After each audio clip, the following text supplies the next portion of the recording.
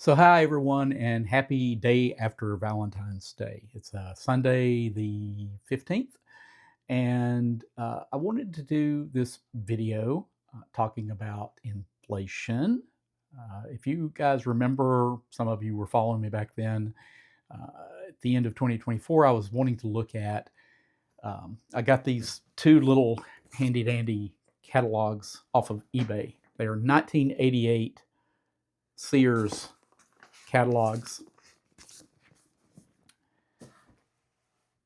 that I wanted to compare products from 1988 to products today and look at the prices and see what sort of price increases there's been, what sort of inflation there's been. I wanted to look at it in terms of different measures rather than just looking at the nominal price. I wanted to look at it in terms of if you converted, say, the price to the number of hours you would have had to have worked at minimum wage to earn it. I wanted to look at it that way. I also wanted to look at it in terms of I look at the median household income level, 1988 versus 2026, and that data is available. How many hours a household would have had to have spent to have gotten the product in 1988 versus 2026. I also wanted to look at it in terms of the amount of gold and silver it would have taken to have purchased the product in both of those time periods. Because, just for example, in 1988, gold was roughly $450 an ounce, and today it's sitting at over $5,000 an ounce. Now, it's not that gold has gotten shinier or bigger. An ounce of gold is an ounce of gold. It's that, and this has been my position all along, that the dollar is just being devalued relative to real money, and real money being something that's based on the precious metal. And in fact, the United States up until 1971 had its currency, the dollar, pegged against the gold standard. That's what we used as the measure. So uh, since that has been removed, then the government has been allowed to just, inflate, or in the inverse effect, deflate our dollar's purchasing power away. So, so I wanted to look at these things in different measures, and in coming up with the items to compare, it was hard. I gave four criteria. I said the product from 1988 to 2025, 26, the purpose of the product had to be consistent across that time period. It had to be of similar form factor. So, in other words, it wouldn't make a whole lot of sense to compare a, say, 27-inch console television from 1998 to a 65-inch LED television today. Just you're comparing apples and oranges in that situation. It needed to be immune to shrinkflation, meaning that the big old candy bars that you used to be able to buy for 50 cents, now you go spend 50 cents for a little bitty candy bar because the price hadn't really gone up, but the amount of the product that you actually buy has greatly diminished. And then the final criteria was that the product that was available then is still effectively available today. And an example I used in one of my previous videos was, like a standard automatic drip 12 cup coffee maker. I could buy one in 1988 that was no bells and whistles, just an on-off switch, and I can still go to Walmart or Amazon and I can buy that same product effectively today in the same in the same form and everything.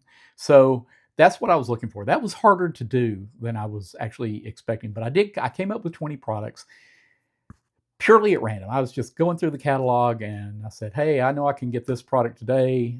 Things like a like a microwave oven, a 12-inch cast iron skillet, an 18 cubic foot refrigerator, top freezer, bottom fridge portion, without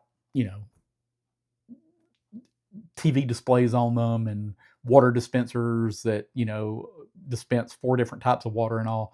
I knew I could get those. A standard 6 quart crock pot is an example. A pair of Levi's 501 pre-washed denim jeans you could get back in 1988. You can still get that today.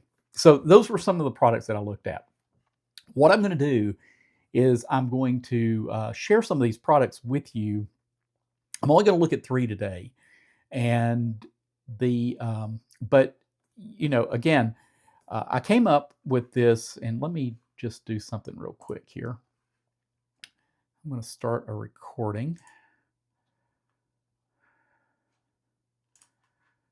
All right, so what I've done is I have set up a spreadsheet here in Excel, and I'm no Excel expert.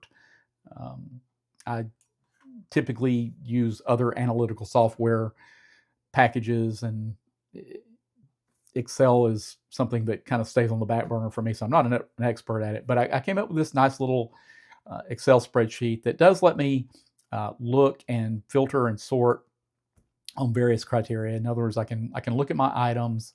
I can look at the price today. I can look at the price. I looked it up in the catalog from 1988, and I can look at the percentage of decrease in actual nominal price, or I can look at the percent increase, in the same column. The other way I can look at it is I can come up here to how measured, and I say, well, if I don't want to look at it in terms of nominal price, I want to look at it in terms of minimum wage hours, for example. And I click a filter, and I convert all of these to minimum wage hours, and then I can actually compare how many hours one would have had to have worked at minimum wage in 1988 versus how long one would have had to have worked in 2026 for minimum wage in order to buy that product. The ones that were very interesting were, like, for example, grams of gold. Like I said, gold in 1988 was around $450. Today it's over $5,000. The number I actually used for this was $4,000 an ounce, and I've got some reasons for using 4,000 an ounce as opposed to 5, but 4,000 an ounce.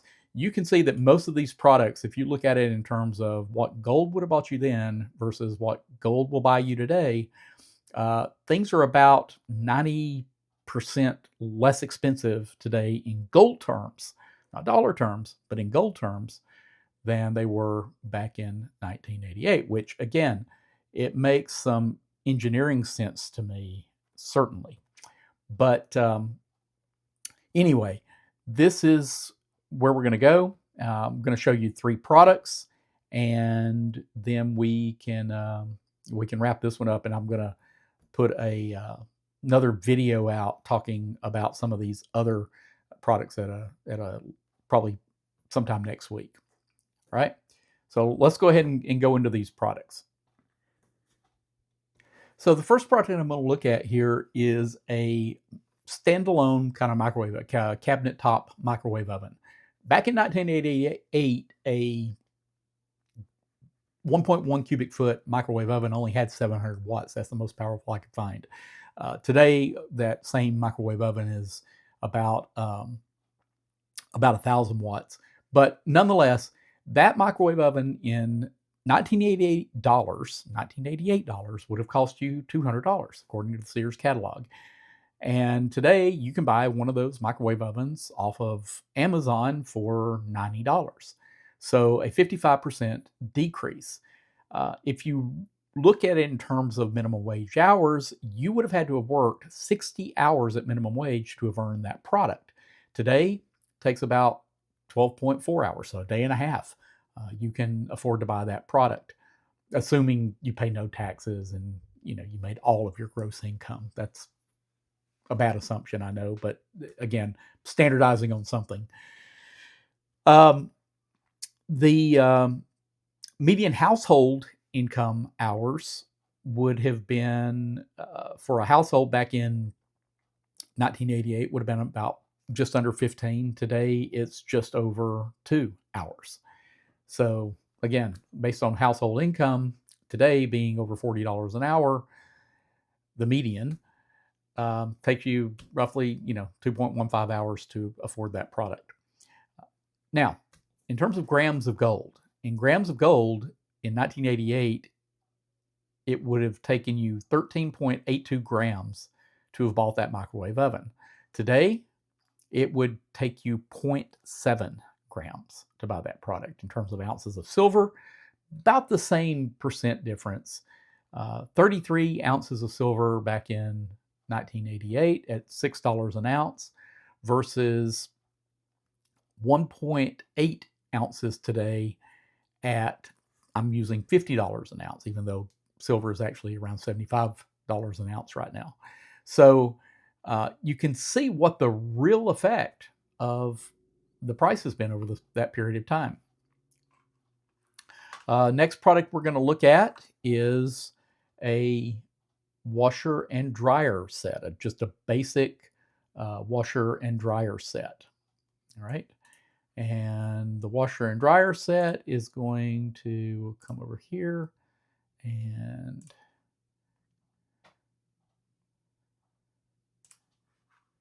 so the washer and dryer set when 1988 would have cost you $700. Today cost you $1,100 in actual dollar terms. In terms of minimum wage hours, back in 1988, 211 hours worked versus today 151 hours worked. So you actually have to work less time to earn the product, even though nominally the product is more expensive. And you can just look at these other numbers here. So the last product we're going to look at here is an 18 cubic foot Kenmore refrigerator freezer. Now, it's interesting. You can get a Kenmore on Amazon, and Kenmore used to be Sears brand. So it's Kenmore and a Kenmore. And in 1988, you could buy it for $600. Today, it costs exactly $600. So no price difference at all nominally. Now, in terms of, let's look at it in terms of the median household income hours. So in other words, how many hours a household would have to spend to earn this product. Back in 1988, it took an average household or a median household 44 hours to earn that $600. Today, that household earns that $600 in just under 2 days, about 14.35 hours. So again, but if you look at like ounces of gold, or excuse me, ounces of silver and grams of gold, you see the number is like 1/10 what it was back then. So again, have prices really gone up? Is there inflation? It's a great question. I don't know that things are more expensive. I think we've gotten more spoiled to more features. Again, that's going to be for a later video. But right now, let me leave you with this. And I'll tell you something. I've got a PDF of all 20 of these products, just like I've displayed them on the screen here, on available that I can send you. If you want that PDF file, and I know sometimes PDFs are a little suspicious if they come from unknown people, send me a private message. I will send you the PDF file. And you know it's from me. It's coming from, my Facebook account, or if you want to email me or private message me, either one. Doesn't matter how you reach out to me.